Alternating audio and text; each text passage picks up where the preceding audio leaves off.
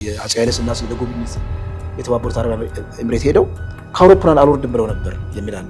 ምንድነው አቧራ ስለነበረ እዛ አውሮፕላን ውስጥ ልኡካኖችን የማናገር ስራ ሁሉ ሰርተው ነበርና ይሄን ያህል ፕራይድ የነበረን አሁን የተባበሩት አረብ ኤምሬት ጭራሽ ኢትዮጵያና ኤርትራን አጋጭታ ከበስተጀርባው ደግሞ የራሷን ብሔራዊ ጥቅም የኢሳያስ መንግስት አሁን ቀንገቱን ቀና አድርጎ ይለይልኝ የሚለውን ነገር እያመጣች ያለችው ዩኤኢ እና ወዳጆቿ በስውር ያስታጠቁት መሳሪያ ታጥቃ ነው ኤርትራ የሚል ጉዳይ መጣ። በሁለት ባላንጣ መካከል ያለው ልዩነት በማስፋት ከዛ ያ በጣም ከሰፋ በኋላ አንደኛው በጣም ተደግፍና በደም ታጠናክረውና ግጭት ውስጥ እንዲገባ ታደርጋለች። መጨረሻ ላይ አስታራቂ ሆና መጣ እዛ አካባቢ ያለውን የፖለቲካ እስትንፋስ በሷ መዳፍ ስር የመጨበጥ አዝማሚያ ያላት ነው። ከኦሮሞ የወጡ ልጆች ከዚህ በፊት ለዚህ ቀይ ባህር ምንድነው ዋጋ ሲከፍሉ የነበሩ የጦር ኢንጂነር የሚባሉት ደሙሴ ቡልቶም እኮ እነ ጀነራል ደሙሴ ቡልቶም እኮ እስከ ህይወታቸውን መክፈል ደረጃ ላይ በኤርትራ ምድር ላይ ነው እኮ ብዙ ጀነራሎች ናቸው እኮ እናት ሀገር ወይ ሞት ኢትዮጵያ ያለ ባህር በር መኖር የለባትም እንሰዋለን ቁመና እናይም በማለት ማለት ነው። በኢትዮጵያዊነታቸው ተሰለፉ ከኦሮሞ ማህበረሰብ ወጡ ማለት ነው። እንደ ህዝብ ማለት ነው። ትልቁ ደርግ ሰራዊት ውስጥ እኮ ትልቅ እኮ ዋጋ ሲከፍሉ የነበሩ እንዳውም ደርግ ላይ በዛ ልክ ያላመጹና አመፀኞችን ሲከላከሉ የነበሩ በአብዛኛው ከኦሮሚያ ወጡ ሰዎች ናቸው።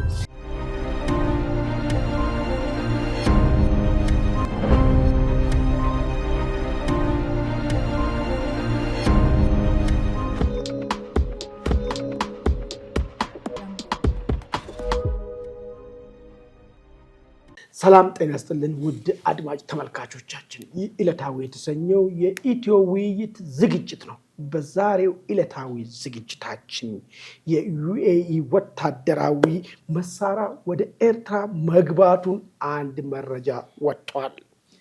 ኦነግ ሸኔ ኢትዮጵያና ኤርትራ ወደ ግጭት የሚገቡ ከሆነ ከኤርትራ ጋር ሊሰለፍ እንደሚችል ፍንጭ ሰጥቷል። እንደዚሁም ከኢትዮጵያን በባህር በር በሚል ምክንያት ከኤርትራ ጋር የሚደረገው ማንኛውም አይነት ግጭት ኦሮሞን አይመለከትም ስል ለኦሮሞ ብቸኛ ወኪል ነኝ ስል ገልጸዋል። በመጨረሻ የኢትዮጵያ አየር ኃይል ለማንኛውም አይነት ግዳጅ ከወትሮም በላይ ዝግጁ መሆኑን ይፋ አድርጓል። እነዚህና ሌሎች መረጃዎችን ይዘን እንደተለመደው ከባልደረባዬ ከደረጀ ይመር ጋር ቀርብ ያለው እስከ ዝግጅታችን ፍጻሜ ከኛ ጋር ሁኑ። ውይይት ለሌሎች ተደራሽ እንዲሆን ኢትዮ ውይይትን ሰብስክራይብ ማድረግ አዘንጉ። እንደዚሁም ደግሞ የደውል ምልክቷን ተጫኗት። ለሌሎችም ደግሞ ውይይት ደርስ ዘንድ ላይክ ሼር እንድታረጉ እየጠየቅን ቀጥታ አሁን ወደ ውይይታችን እንገባለን። ደሬ እንኳን ተገናኘን። ማለት እንግዲህ የሚወጡ መረጃዎች በተለይ ኢትዮጵያና ኤርትራን በተመለከተ በአዳ እንግዳ የሆኑ መረጃዎች ደግሞ እየወጡ ነው። ከዚህ በፊት በፕሬዝዳንት ኢሳያስ በኩል ኢትዮጵያ አሁን ከኤርትራ ጋር የባህር በር ጥያቄ ብላ የምትነሳውና ይሄንን አክሰስ ቱ ሲ የምትለው ሀሳብ የራሷ ሀሳብ አይደለም። ይሄ ሀሳብ የዩኤኢ ሀሳብ ነው። ከዚህ ሀሳብ ጀርባ እነ ፈረንሳይ ነው ያሉት፣ ከዚህ ሀሳብ ጀርባ እነ አሜሪካ ነው ያሉት ስሉ ክስ ሲያቀርቡ ነበር። አንዳንድ ተንታኞችም ደግሞ በተለያየ ጊዜ የሚያነሱ ሀሳብ ይሄ ግጭት የኢትዮጵያና የኤርትራ ግጭት አይደለም፣ የሳውዲ አረቢያና የዩናይትድ አረብ ኤምሬት ግጭት ነው። ቀጠናውን ለመቆጣጠር ቀጠናው ላይ የበላይ ለመሆን የሚያደርጉ ሽሚያ ነው የሚል ነገር ስንሰማ ነበር። በኢትዮጵያ በኩል የለም፣ እኛ ከመጀመሪያም ጀምረን ቁጭት ውስጥ ነበርን፣ ኃይሎችን ወደ ስልጣን መጣ ነው። ኢትዮጵያ በግፍ ቀይ ባህር እንድትገፋ ተደረገ። ኢትዮጵያ ጠላቶች ይሄን ነገር ውን እንዲሆን አድርጎ ኢትዮጵያ የባህር በራን እንድታጣ በተለይ ደግሞ አሰብን እንድታጣ ተደርጓል። ይሄን ታሪክ ለማረም ነው መጣ ነው። እኛ ማንንም ለማስደሰት አይደለም። ህዝብ ቁጥራችንም እየጨመረ ነው። ይሄ ሀገር ታፍኖ መቀጠል አይችልም። ማንኛውንም መስዋዕትነት ከፍለን ይሄንን ውን እናደርጋለን የሚል መከራከሪያ በመንግስት በኩል ይቀርባል። በኤርትራኖች በኩል ደግሞ ይህንን ጥያቄ የትም ላይ ይሁን የትም ላይ ኢትዮጵያ የባህር በር አይመለከታትም፣ ወደ ቀይ ባህር መምጣትም አይችልም፣ ይሄ ታሪካዊ ፋል ተዘግቷል። በተለይ አሰብን በተመለከተ አንድ ፈርማ ሰታ ጨርሳለች፣ ማንሳት የማትችል ወደ መዝገብ ቤት ገዝባ ዶሴ ነው ይዘ የምትንከራተቱት? ይሄ እንዳውም የኢትዮጵያ ፍላጎትም አይደለም የዩኤኢ ፍላጎት ነው የሚል ነገር ነው እንግዲህ ሲቀርብ ነበር። እዚህ ላይ ነው እንግዲህ እኛ እንደ አንድ ሀገር ወዳድ ሀገራችን ወደ ቀይ ባህር ተመልሳ እንድትወጣ ከቀይ ባህር የተገፋንበት መንገድ አግባብ አይደለም ብሎ እንደሚያምን አንድ ዜጋ ይሄን ሐሳብ ደግፈን ከዚህ በፊት ኢትዮጵያኖች ብዙ ዋጋ እንደከፈሉ የነዛ ጄኔሬሽን ልጆች መሆናችን አምነን የኢትዮጵያን ከፍታ እናረጋግጣለን በሚል እኛ ምን ጉዳይ ደግፈናል። አሁን ዩኤኢን በተመለከተ አንድ እንግዳ የሆነ ሐሳብ መጣ። ምንድነው ሐሳብ? ከዚህ ነገር ጀርባ ሁለቱን የሚታጋጨው አስተራቂ መስላ ማምጣት የሚፈልገው ሁለቱን ፋይናንስ እያደረገች ያለችው አይደለም። አልፎም ተርፎ የኢሳያስ መንግስት አሁን ቀንገቱን ቀና አድርጎ ይለይልኝ የሚለውን ነገር እያመጣች ያለችው ዩኤኢና ወዳጆቿ በስውር ያስታጠቁት መሳሪያ ታጥቃ ነው ኤርትራ የሚል ጉዳይ መጣ። በዚህ በኩል ደግሞ በተለያየ ጊዜ ደግሞ የሚታየው ደግሞ ዩኤኢ መንግስት ወይ ደግሞ ዩናይትድ አረብ ኤሚሬት ከኢትዮጵያ መንግስት ጋር ነው የሚታመው በተለያየ ነገር። እንደው ምንድነው የሰጠህ ሲል ከዚህ ጀምሮ በጣም አስገራሚ መረጃ ነው። ያው መረጃዎቹን እንደው አንድ ባንድ ለማየት ያህል እንደምታውቀው የፖለቲካ በውስጡ ብዙ ኮንስፓይረሲ ብዙ ሴራ አለው። ላይላው ስትመለከተው ቀና የመሰለው ነገር በደንብ ስፈትሸው ግን እጅግ በጣም ውስብስብ የሆኑ አክተሮችን ከውስጥ ታወጣለህ። እንግዲህ ኢትዮጵያና ኤርትራ እንደሚታወቀው እርስ በርስ ያላቸው ሽኩቻ ከጊዜ ወደ ጊዜ በጣም እያደገ ነው። በዲፕሎማሲው ረገድም ያለው ቴንሽን ከጊዜ ወደ ጊዜ በጣም እየጨመረ እንደሆነ ምልክቶች አይተናል። የሚሊተሪ እንቅስቃሴውም አድጓል። እንግዲህ ከዚህ በስተጀርባ ሌላ ኤክስተርናል አክተር አለ የሚል ኢንቨስቲጌት ተደርጎ እየተገኘ ነው የሚለው ይሄ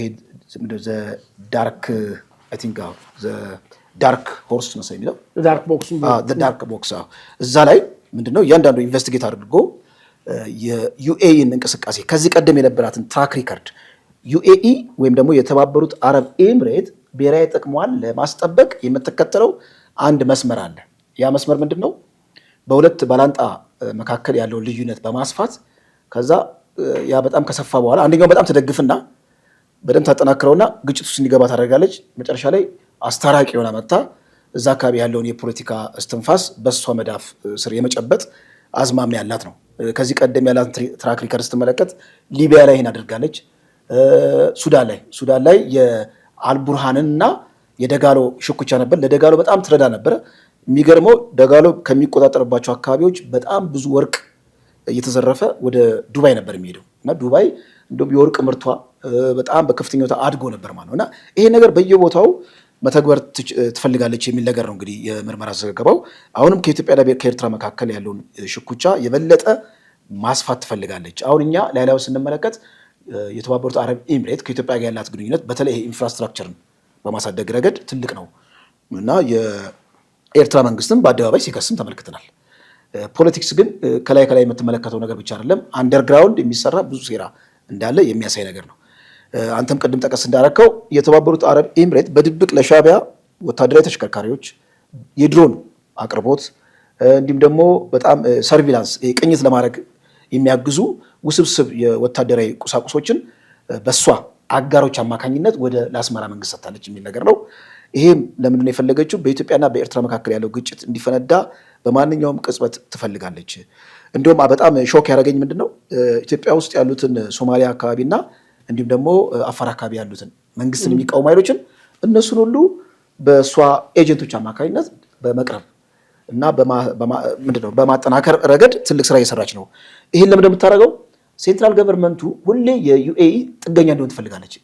የፌዴራል መንግስቱ ጥገኛ ሆነ ማለት ጥገኛ እንዲሆን ደግሞ ተቀናቃኞችን እያጠናከርክ ሶሻል ፋብሪኩን እየበጣጠስክ ሀገሪቱ ውስጥ ያለውን አጠቃላይ ሁኔታ ማዳከምና አሻንጉሊት ፓፔት የሆነ መንግስት እንዲኖር የምትፈልገው የሚል ነገር። ከዚህ አንጻር ስትመለከተው የኢትዮጵያ መንግስት በጣም ሲክ ያደርጋል። የቀይ ባህር ጉዳይ፣ የአሰብ ጉዳይ በአብዛኛው ጊዜ እንደውም ከመንግስት አፍ እየሰማን ያለ ነው። ዲፕሎማሲያዊ እና የዓለም አቀፍ ህግን ባስታከከ መልኩ አሰብን ወደኛ እናመጣለን የሚል ነገር ነው። ነገር ግን ሳንቲሙ ስገለብጠው የዩኤኢ ፍላጎት ጦርነቱ እንዲፈነዳ ነው የምትፈልገው። ጦርነቱ ፈንድቶ ምን እንደምታገኘው ጥቅም የሚለው ነገር ሁለት ነገር አስቀምጧል። አንደኛ ብሮከር ሆና ትመጣለች ነው እንግዲህ ሁለቱን የማደራደር ስራ ለእሷ ከተሰጣት ትልቅ ጥቅም አለው እና እንግዲህ ጦርነት ዝም ብሎ ውሃ የምትረጫጨው ነገር አይደለም፣ ወይም ቀጤማ ምናምን እየጎሰጎስክ አይደለም። ጦርነት የሰው ሕይወት ይጠፋል፣ ቁሳዊ ኪሳራ አለ፣ ውድመት አለ። ከዛ ከጦርነቱ በኋላ የሚደረገውን ይሄ ግንባታ በአብዛኛው ጊዜ ከዚህ ቀደም አድርጋለች ኤክስክሉሲቭሊ የተባበሩት አረብ ኤሚሬት መያዝ ትፈልጋለች ነው የሚል ነገር ነው። ፖስት ኮንፍሊክት ሲናሪዮን በደንብ መያዝ ትፈልጋለች የሚል ነገር ነው እና እንግዲህ ያው ይሄ የምርመራ እንትን ነው፣ የምርመራ ዘገባ ነው። አንዳንድ አንተም በራሳችን ራሱ ራሽናሊ ገስ የምናደርገው ነገር አለ።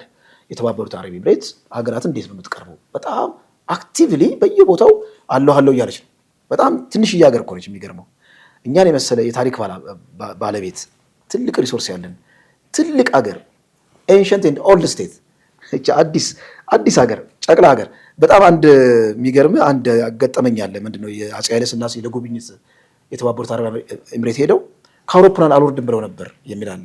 ምንድነው አቧራ ስለነበረ እዛ አውሮፕላን ውስጥ ልኡካኖችን የማናገር ስራ ሁሉ ሰርተው ነበርና ይህን ያህል ፕራይድ የነበረን አሁን የተባበሩት አረብ ኤሚሬት ጭራሽ ኢትዮጵያና ኤርትራን አጋጭታ ከበስተጀርባው ደግሞ የራሷን ብሔራዊ ጥቅም ለማስጠበቅ መጣሯን ስንመለከት ይገርማል። ግን እኔ አሁን በመንግስት ወገን መንግስት ማድረግ ያለበት ዋይዝሊ መንግስት ወደ አንድ ወገን አይለጠፍም። ራሽናል የሆነ አሊያንስ ነው ማለት አሊያንሶችን ማብዛት የመንግስትን አጠቃላይ የራሱ ቀይ መስመር አለው አይደል? ብሔራዊ ጥቅም በተመለከተ ቀይ መስመር አለው። ቀይ መስመሩን እንዳታልፍ ከቀይ መስመሩ ባሻገር ከተባበሩት አረብ ኤሚሬት ጋር ያለውን ግንኙነት የሚያጠናክር ይመስለኛል። እሷ በምታስበው ፓፔት ወይም አሻንጉሊት ሆኖ መቀጠል የሚፈልግ መንግስት ያለ አይመስለኝም፣ እሷ ብታስብም ማለት ነው። ዞሮ ግን በመካከላችን ያለውን ክረት በሻዕቢያና በእኛ መካከል ያለውን ክረት ስፖንሰር በማድረግ እንዲሁም ደግሞ ለእሳቱ ማገዶ በማቀበል ቤንዚን በማርከፍከፍ ትልቅ ስራ ለመስራት ተዘጋጅታለች። ስለዚህ ሰላማዊና ዲፕሎማሲያዊ አማራጭን ሁለቱ ሀገራት ሊከተሉ ይገባል የሚል ነገር ነው ሀሳቡን። መልካም። እዚህ ጋር እስቲ አንድ ሁለት ነገር ላንሳ። የመጀመሪያው ነገር ይህ ጽሁፍ የወጣው ሪሊ አረብ ምንድነው የዩናይትድ አረብ ኤሚሬት ይሄን ድርጊት ፈጽማለች እዛም እዚህም እያገዘች እና ቅንነት ይዞ ነው የጽሁፍን እውነታውን ለማጋለጥ የወጣ ጽሁፍ ነው ወይ? አንዱ እሱ ነው። ሁለተኛ እሱ ካልሆነ ምን ታስቦ ነው የጽሁፍ ወጣውን ብሎ ነገር ማየቱ መልካም ይመስለኛል። ያው በዚህ ምክንያት ኢትዮጵያና ኤርትራ እንግዲህ ስቴቶች ናቸው። እነዚህ ዝም ብሎ አይደለም። ኢትዮጵያ ትልቅ ታሪክ ያላት ሀገር ነች። ከየት ወዴት እንደምትል ታስቦ ነው የሚደረገው ሁሉም ነገር ማለት ነው። ልምድም አለን ባይዘው አይደለም። ዛሬቺ ትንሽ አገር ይሄን ያህል በደንብ አድርጋ እኛን አውትስማርት ልታረገን ይቅርና እኛ እኮ ከበርሊን ኮንፈረንስ እኮ የተረፍን ብቸኛ ሰው ሀገራቶች ነን እኮ አፍሪካን ስክራምብሊንግ ማለት ነው። ያንን በዛን ዘመኑ እንኳን ነክተንበት ብዙ አፍሪካ ሀገራቶች ብዙ ኤዥያ ሀገራቶች እጃቸውን በሰጡበት ዘመን ላይ ብቸኛ እኛ ሰርቫይቭ ያደረግን ሀገር ነን እና በዚህ ደረጃ እኛ ነገሮችን በዩናይትድ አረብ ኤሚሬት ትራክ ውስጥ ገብተንና ኮንስፓይረሲ ውስጥ ገብተን ይሄን ልንሆን እንችላለን ወይ? ካልሆነ ለምን ምን ታስቦ ነው ይሄ ነገር የመጣው ብለው ነገር ነው። እኔ እሱ ላይ በታይቶ መልካም መስለኛል። ቆንጆ አስተዋል። ሁለት ነገር እናንሳ። አንደኛ እንዳልከው ይሄ ጽሁፍ ያው ፖለቲክስ በውስጡ ብዙ አላማ ስላለው እንግዲህ የተባበሩት አረብ ኤሚሬት ተቀናቃኞች አሏት። የእሷ ተቀናቃኞች እነ ሳውዲ አረቢያ፣ ሌሎች ሀገሮች አሉና ምናልባት የተባበሩት አረብ ኤሚሬትን ካውንተር ለማድረግ ከራሳቸው ኢንተረስት አንጻር ከተባበሩት አረብ ኤሚሬት ተቃራኒ የሁሉት አገራት ማለት ነው ከራሳቸው ኢንተረስት አንጻር ምናልባት ይሄንን የፐብሊክ ሪሌሽን የፕሮፓጋንዳ ስራ ሰርተው ከሆነስ የሚለው ነገር አንድ መመርመር ያለበት ነው። አንተ ያነሳው ነጥብ ማለት ነው። ሁለተኛ ብዙ ጊዜ ኢትዮጵያ እንግዲህ እንዳልከው ትራክ ሪከርዳችን በጣም የሚያኮራ የዲፕሎማሲ ሰክሰስ አለን፣ የሚያሸማቀቅም አለን። ነገር ግን በአብዛኛው ጊዜ በሌሎች ሀገራት ቁጥጥር ስር የምንሆነው ውስጣዊ ግጭትና ውስጣዊ ቅራኔ በጣም በሚባባስበት ጊዜ ቀዳዳ ያገኛሉ የሚል ነገር ነው። ለምሳሌ እዛ ጽሁፉ ላይ ሚላል የተባበሩት አረብ ኤሚሬት ኢትዮጵያና ወያኔና ፌዴራል መንግስቱ ግጭት ውስጥ በነበሩበት ጊዜ አሰብን ልክ የድሮን መገጣጠሚያ ተጠቅሞበት ነበር የሚል ነገር ነው። ኢትዮጵያና ኤርትራ ደግሞ ግጭት ውስጥ ሲገቡ እዛ ጋር ያለው ሁኔታ አቆመ የሚል ነገር ነው። ስለዚህ የተባበሩት አረብ ኤሚሬት በላት ሩሲያ በል አሜሪካ በል አንገታቸውን ድቅ አድርገው ወደ ኢትዮጵያ ኢንተርናል አፌርስ ወይም ደግሞ ውስጣዊ ጉዳዮችን ውስጥ ገብተው የሚፈተፍቱት ውስጥ ያለው ችግር በጣም በሚባባስበት ጊዜ እና ደግሞ ትራንዚሽን ላይ ስንሆን በአብዛኛው ትራንዚሽን ላይ ስንሆን አሁን ኢትዮጵያ ከዚህ ቀደም ስትመለከት ለምሳሌ ከ2010 አካባቢ ትራንዚሽን ላይ ነበርን። የዛ ጊዜ በጣም ሩጫ ነበረ ኢትዮጵያን ለመያዝ ወያኔ ስልጣን ላይ ሲይዝ፣ እንዲሁም ደግሞ ደርግ ወደ ስልጣን የሚመጣበት ጊዜ ሶቪየት ህብረቶች ተሯሩጠው ወደ ራሳቸው ያስገቡበት ሁኔታ አለና ብዙ ትራንዚሽን ላይ ስንሆንና ውስጥ ቅራኔያችን ሲበዛ የውጭ ኃይሎች ኢትዮጵያ የመጠምዘዝና ወደ ራሳቸው ኢንተረስት የማድረግ ሁኔታ አለና የተባበሩ ዓለም እንደዛ ከዛ የመነጨ ይመስለኛል። አይ እኔ አሁን እንደውም እንደማጠቃለያ እንደገና አስቀምጥና ወደሚቀጥለው አጀንዳችን እንሂድ። ምንድነው በተደጋጋሚ ተመሳሳይ ክስ ከኤርትራ አካባቢ ይሰማ ነበር። ይሄ የዩኤኢ ስራ ነው፣ የተባበሩ አረብ ኤሚሬት ስራ ነች፣ እሷ ነች ነገሩን ለማዛባት የኢትዮጵያ ብሔራዊ ጥቅምም አይደለም የሚል በኤርትራ በኩል በደንብ ተደርጎ ነገር ስጮህ የነበረበት ምክንያት እኛ ኢትዮጵያኖች በዚህ ጉዳይ ላይ በጥርጣሬ እንድናይ ታስቦ የመጣ ነገር ነበር። ይሄ መጀመሪያ ማለት ነው። አይ አትልፉ፣ መንግስታችሁ የዩኤኢ ተላላኪ ስለሆነ ለኢትዮጵያ ብሔራዊ ጥቅም ሳይሆን ለዩኤኢ ብሎ በዚህ ሂደት ውስጥ የገባ ነውና ስለዚህ በዚህ ሂደት ውስጥ ገብታችሁ እንትና አትበሉ፣ አይመለከታችሁም የሚል አይን ነገር ለኢትዮጵያኖች ከጉዳዩ ላይ ወደ ኋላ ፈቀቅ እንድንል የተላከልን አጀንዳ ነበር ከዚህ በፊት። አሁን ይሄ ነገር በዚህ መልክ ደግሞ መጥቶ አሁንም የዩኤኢን ሰይጣንነትን የሚገልጽና ዩኤኢ ሆን ብላ ሁለቱን ሀገር ለማጋጨት እየሄደችበት ያለው ነገር ይሄ ማው ምንድነው የሚገልጸው? የሻዕቢያ መጀመሪያ ያቀረበችውን ክስ የሚያጠናክር ነው። የኛ ትልቁ ባለ ጉዳዮች ደግሞ ወደ ቀይ ባህር መውጣት አለብን የምንለው ኢትዮጵያኖች ማለት ነው። አይ ይሄ ነገር በቃ ዩኤኢ መጫወቻ ነው እንጂ መጨረሻ ላይም ተዋግተን ተነስቶ መጨረሻ ላይ መደራደሪያው ተቀርባለች ነው የሚለው ነገር ማለት የራሷን ብሔራዊ ጥቅም እዛ ጋር ታስገኝ። ስለዚህ መጨረሻው ምን ሊሆን ይችላል? እኛ ወደ ቀይ ባህርም ላንደርስም እንችላለን ጦርነቱ ተደርጎም የሚል ነገር አይምሮአችን ውስጥ እንዲገባ ሆን ተብሎ በሻዕቢያ ደጋፊ ኃይሎች ተፈጥሮ የተጻፈ ነገርም ሊሆን ይችላል የሚል ግምትም አለኝ እኔ በግሌ ማለት ነው። የጽሁፍ ማለት ነው። ለምን ወደዛ ነው የሚያበገድለው ነገሩ ማለት ነው። ለምን ቀድሞ ሲባል የነበረው ኢትዮጵያ ወደ ቀይ ባህር ሄዳለሁ የሚለው የራሱ ሐሳብ ሳይሆን የዩኤኢ ነው የሚል ነገር ነው። አሁን በዚህ ጽሁፍ ደግሞ ዩኤኢ ውጤቱ ላይ ምን አይጫወታ እንደምትጫወት ነው ያሳዩን። ነገሩ ወደዛ ውስጥ ከገባ በኋላ እሷ ብሔራዊ ጥቅም ነው የሚከበር የሚል ነገር ነው እዛ ጋር አሁን እያሳዩን ያሉት ማለት ነው። ስለዚህ ከዚህ ቀደም የሰራችው ስራ ግን ስትመለከተው ማጠናከሪያ አድርጎ ያመጡት ሊቢያም ሱዳን ውስጥ ቢሰራችው ስራ ሁሉ ነገር ሐሳቡ የተፈለገው ምንድነው ኢትዮጵያኖች ከዚህ ቀይ ባህር ወደ ቀይ ባህር መውጣት አለብን ከሚለው ጉዳይ በጥርጣሬ እንዲያዩ ታስቦ የተጻፈ የሚመስለኛል አሁን በግሌ ማለት ነው። ግን ወደ በጦርነት ሳይገባ ነው የሚለው አክቹአሊ ጽሁፍ ስትመለከተው ጦርነት በጣም ዲስትራክቲቭ ነው። ሁለቱንም ሀገራት ብቻ አይደለም ቀጠናውን ያተራምሳል። ስለዚህ ጦርነት መግባት የለባቸውም። ከጦርነቱ የሚያተርፉ ሌሎች ሶስተኛ አካላት አሉ ነው የሚለው። እሱን ነው ምን ያነዛ ነገር ማለት ነው። እና የተባበሩት አረብ ኤሚሬት ደግሞ ከዚህ ቀደም ያላትን ትራክ ሪከርድ ስትመለከት እንደዚህ አይነት ነገር ተመሳሳይ ነገር አለ። ታጋጭና አንደኛውን ተጠናክርና ታጋጭና ብቻ እንደው ታውቃለህ አሁን እዚህ ጉዳይ ውስጥ ማለት ነው የኢትዮጵያ ትልቁ ፍላጎትና የቀይ ባህር ጥያቄያችን በዩኤኢ ተቀብቶ እንዲታይ ነው የተፈለገው ነገር ማለት ነው። ምንድነው ከዚህ የምንረዳው ዩኤኢ ድራይቭ እያደረገቻችሁ እያለን ነው ያለው። ገብቷል አይደል? ይሄ ፍላጎት የኢትዮጵያ ብሔራዊ ጥቅም የሚያስከብር ነገር አይደለም ብል ነገር ነው። ወደ ጦርነት በማንኛውም መንገድ ለዚህ ጉዳይ የምንከፍለው ኮስት ማለት ነው ውጤቱ ጥሩ አይሆንም አይን ነገር ነው የተባለ ያለ ነው ማለት ነው።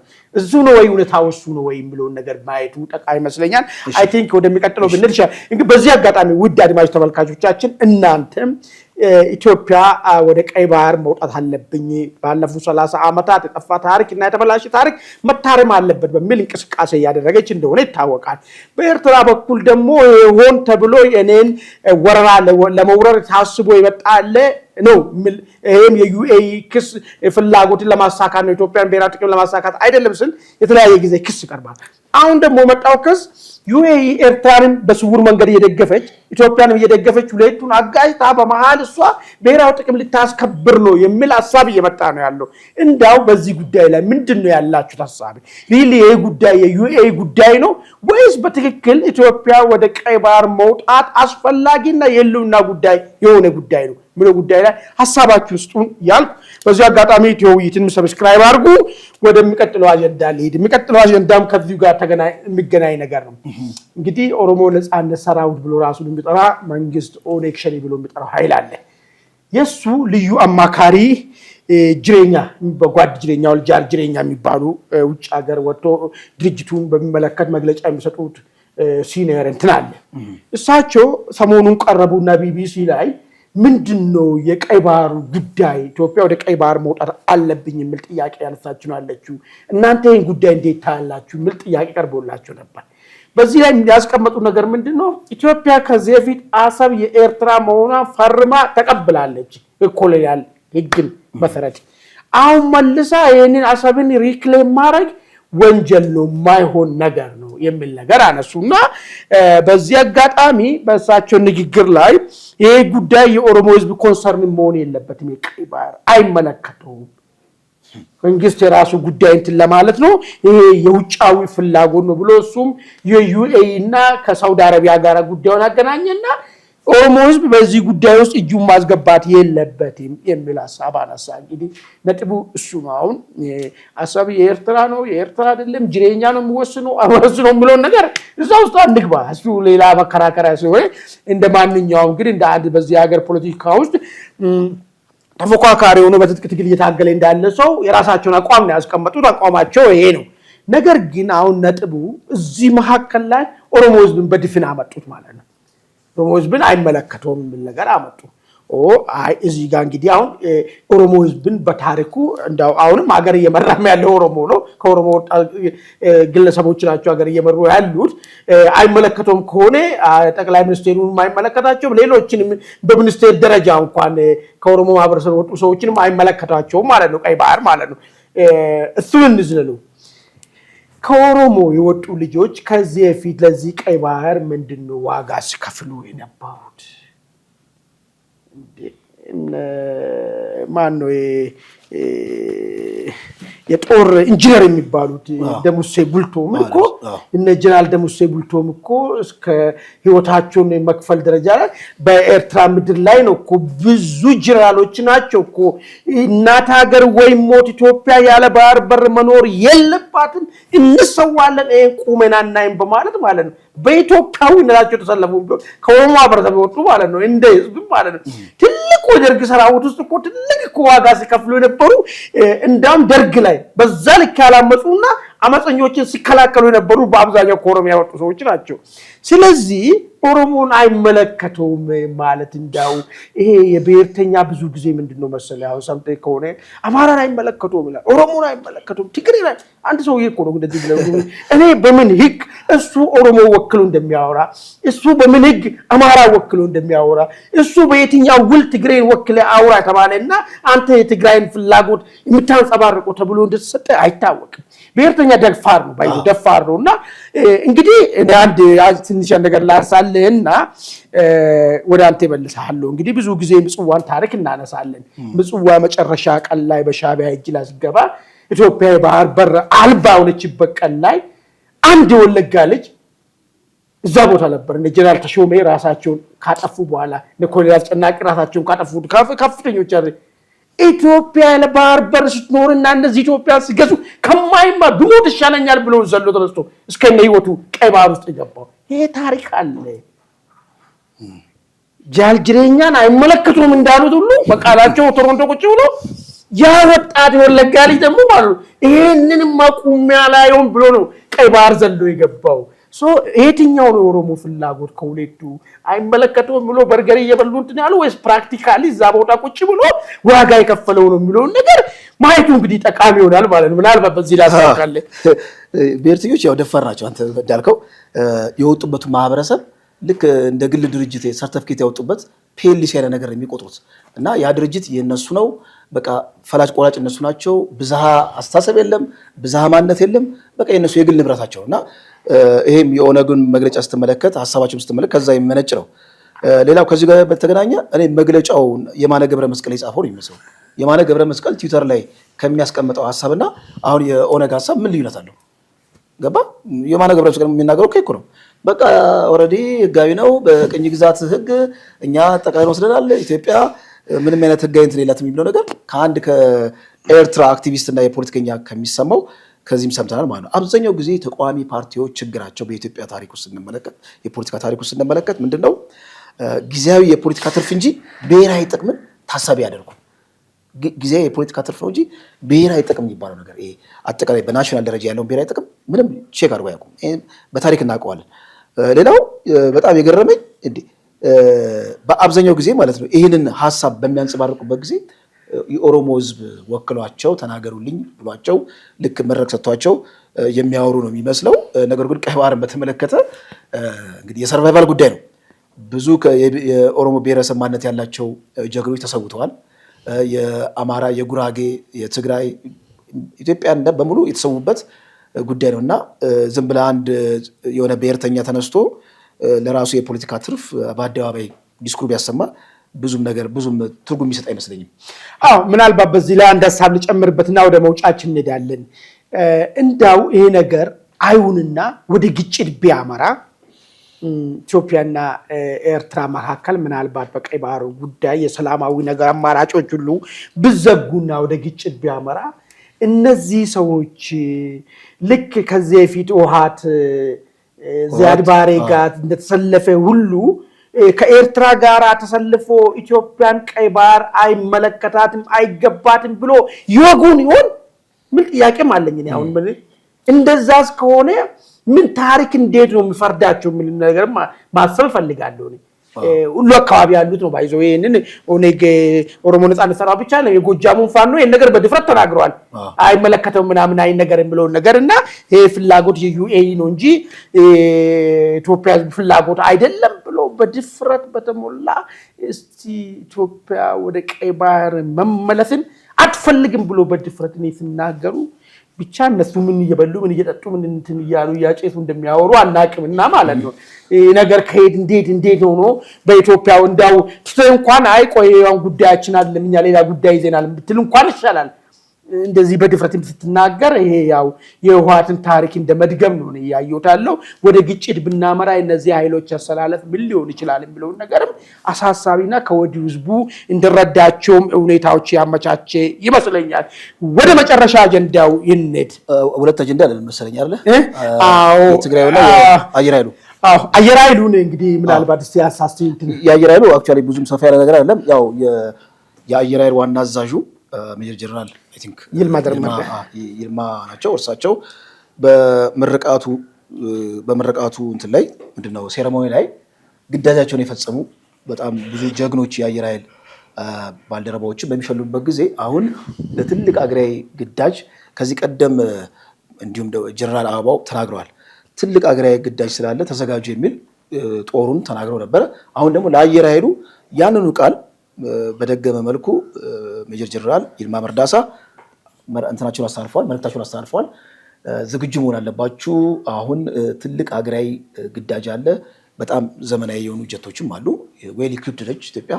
ስለዚህ ምናልባት ይሄ ሊያያዝ የሚችለው ከቀይ ባህሩ ዘመቻ ጋር ከሻዕቢያ ጋር ባለፈው ባወጣነው መረጃ ሻዕቢያ የህዝብ ትራንስፖርቶችን እንዳለ አቁሞ ለዘመቻ ዝግጁ ሆኗል። ስለዚህ ዋናው ጨዋታ ደግሞ የአየር ኃይል ጨዋታ ስለሆነ ምናልባት ከምድር ኃይል በጣም ባደገ መልኩ የአየር ኃይሉ ብዙ ግዳጅ የሚጠብቀው ይመስለኛል። መልካም እንግዲህ ወደ መጨረሻ መውጫው ሊሄድና መጨረሻው መውጫ እንግዲህ ሰሞኑን በትግራይ ክልል እየታየ ያለው የወታደር ወይ ደግሞ የትግራይ ሰራዊት ብሎ ራሱን የሚጠራውን ኃይል አመጽ ነው። እንግዲህ ይህ አመጽ እስከ ትላንትና መቀጠሉን እንግዲህ አንዳንድ መረጃ ምንጮቻችን ገልጾልናል። በተለያየ አካባቢ ላይ ሰልፉ ተጠናክሮ ቀጥሏል። ሰልፉንም ለማስቆም ሲሉ የክልሉ ጊዜያዊ ፕሬዝዳንት የሆኑት ሌተናል ጀነራል ታደሰ ወረደና እንደዚሁም ዶክተር ደብረጽዮን ለማወያየት ሞክሮ ነበር። እንግዲህ ሰራዊቱ የሚያነሳው ጥያቄ ሰፋ ያለ ነው። በተለያየ መንገድ ነው ፍሬም እየተደረገ ያለው። አንዳንድ የቲፒኤልኤፍ አፍቃሪ እና ቲፒኤልኤፍ ሁሌም ዘላለም በንጽህናው እንዲኖርላቸው የሚፈልጉ ሚዲያዎች ጥያቄውን ከደሞዝ ጋር ብቻ የተገናኘ አድርጎ የሚያነሱ አለ። የጥቅማ ጥቅም ጥያቄ ነው ምን ነገር አለ። ግን መሬት ላይ ያለው ጥያቄ ጦርነትንም እንደማይፈልግ ከዚህ በኋላ ማንም ተላላኪ መሆን እንደማይፈልግ የገለጸበት አጋጣሚዎች እንዳሉም ደግሞ ሌሎች መረጃ ምንጮች እያቀረቡ ነው ያሉት። እንዳው ከዚህ አመጽ ጀርባ ሻዕቢያ አለች የሚል መረጃም እየመጣ ነው ያለው። ምንድነው ጀነራል ታደሰ እዚህና እዛ እየረገጡ በአንድ በኩል ከሻዕቢያ ጋር የሚደረገውን ትብብር ተባባሪ ይመስላሉ። በሌላ በኩል ደግሞ የፌዴራል መንግስት ታዛዥ ስለሚመስሉ የግድ የነገሮችን ማንሻ ወይ ደግሞ ቴኮፍ ሆኖ ሊያገለግል የሚችለው ጀነራል ታደሰን በመፈንቀልና በዛ ሂደት ውስጥ ከፌዴራል መንግስቱ ጋር ግጭቱን መቀስቀሻ ይሆናል ተብሎ ታስቦ ጀነራል ታደሰን ለመፈንቀል ሆን ተብሎ በነ ጀነራል ምግቤ የተሰራ ሴራ ነው የሰራዊቱ አመጽ የሚሉ ወገኖች መጥተዋል። እንዳው እዚህ ላይ አጠር ያለ ሐሳብ ካለ አመሰግናለሁ። እንዳልከው የደሞዝ ጥያቄ የሚባለው ነገር እኮ ብዙ አብዮቶች እኮ ሲቀሰቀሱ ትሪገሪንግ ፋክተር አላቸው። የደሞዝ ጥያቄ የመብት ጥያቄ ምናምን የሚሉት ነገር በኋላ ነው የሚመጣው። ማለት በጣም ሪዘንትመንቱ ይሄ ምንድነው መጨቆኑ ይብላላና እሱን የሚለኩስ ነገር አንድ ጥያቄ ይነሳል። የደሞዝ ጥያቄ የሚለው ነገር በ66ቱ አብዮት እኮ የደሞዝ ጥያቄ ነው። ወታደሩ አብዮት ሲባል እንደዛ ነው።